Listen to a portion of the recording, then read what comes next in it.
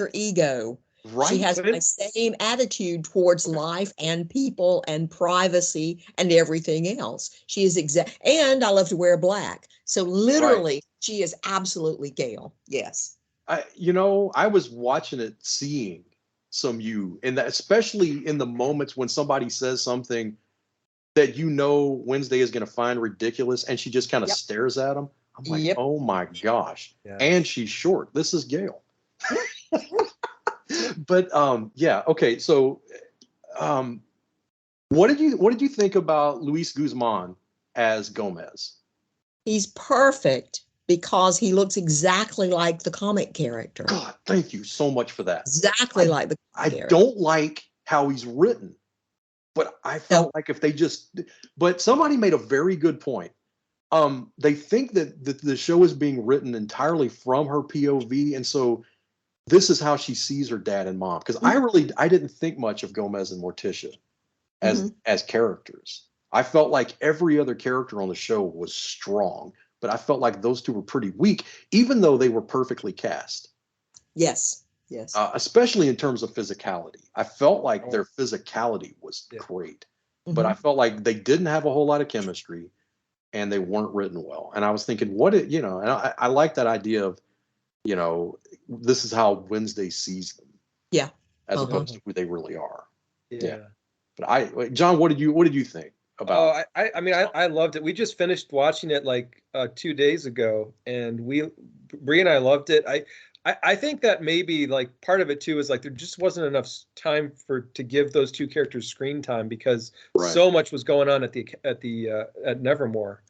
But yeah, like I can't, like, and even like the tidbits I've found out behind the scenes, like, did you guys know that the dance she does, that really weird dance, the actress choreographed and did all that herself? Well, here's the thing. The really weird dance, I was around goths back in the day, and that's what it looked like. There was a lot of flailing around. There was a lot of kind of interpretive movement in it. There were no like set goth dances. People would just be like, flopping around, and they looked like they had a disease for parts of the song. And so when I saw that, I was like, holy crap, that's what it looked like, So I was very impressed with that. First of all, I was impressed that she clearly went back and looked at some like old, goth type stuff like that. So I was very impressed. I heard something about she was interested in. She didn't want a love triangle, and I was so about that. I like what Gail did just now. Did you see that? Right. Yeah, I saw that. That's very funny, Gail. But she didn't want a love triangle, and they kind of foisted one on her anyway. And that was one of the weakest things. She actually said something. I believe she said she wanted her relationship to be, if she was going to have a romantic relationship, she wanted it to be with her roommate. And I thought, there's your story. Because those two characters had incredible chemistry. And then you have that opposites attract thing. I was totally down with that idea.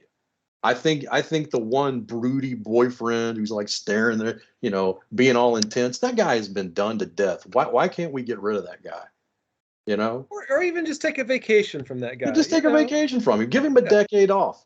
He can come back and be all broody and staring and sitting over in the corner all he wants to. The other one, if I were going to pick another, if Wednesday, I don't really want Wednesday to have a love interest, but if she's got to have one, I like the B kid too. I really that would have been great. Yes. Yeah, that would be, because they connect. They have a rapport. I didn't feel like she had a rapport with the two guys that were interested in her. Not so much. Yeah. And that was partly by design because of who she is. But yeah, I agree with you.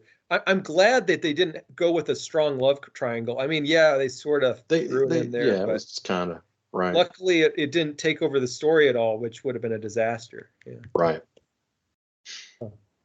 Yeah, I can't say enough good things. And I enjoyed it a lot. This is a minor spoiler, so if anyone's watching this and they haven't seen it, go see it first. But the minor spoiler is, as far as Wednesday's roommate, when Enid turns into a freaking werewolf, and she's Yeah. got the pink hair. I'm like, Right.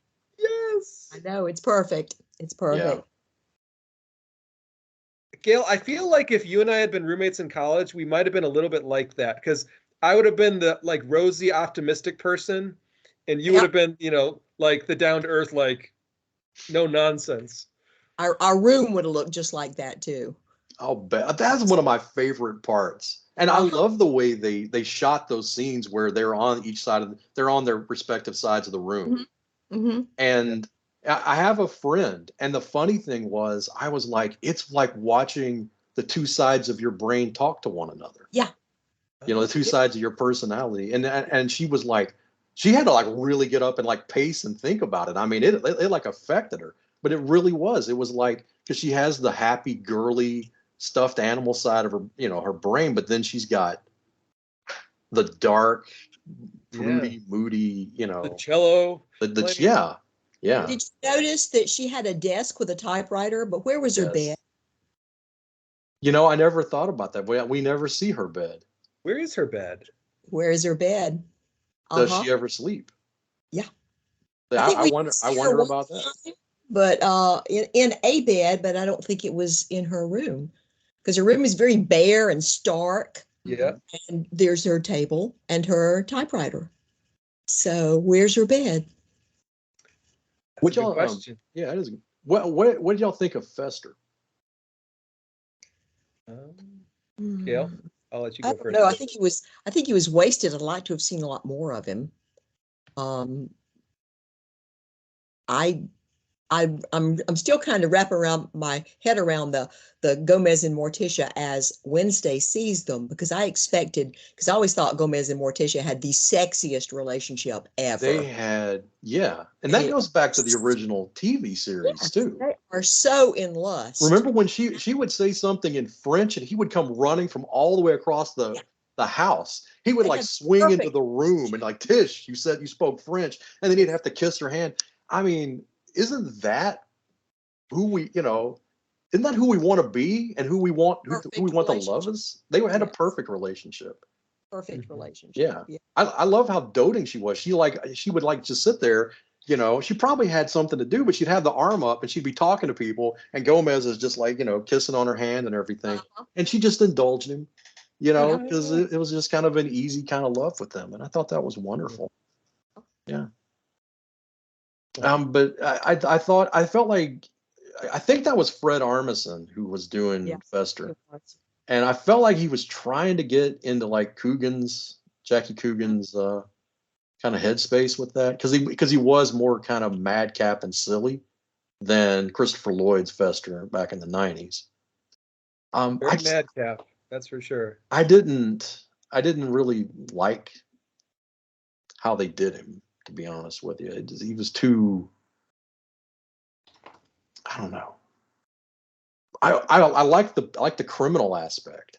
Yes. I like the antisocial criminal aspect of it, but I'm not necessarily feeling the rest of the character. I would have liked to have seen more, but I would have liked there to have been maybe like a whole episode devoted to the thing he was pulling off. This is why we need more than 8-episode seasons, right? We do.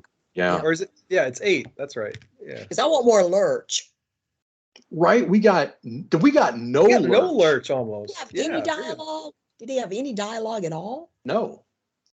He drove. The limo. And then he opened up the car doors every once in a while and all that stuff. He didn't even do anything interesting. He didn't play the harpsichord at any point. He wasn't like in the background with like Pugsley hanging off of him like a possum or anything. There wasn't anything weird.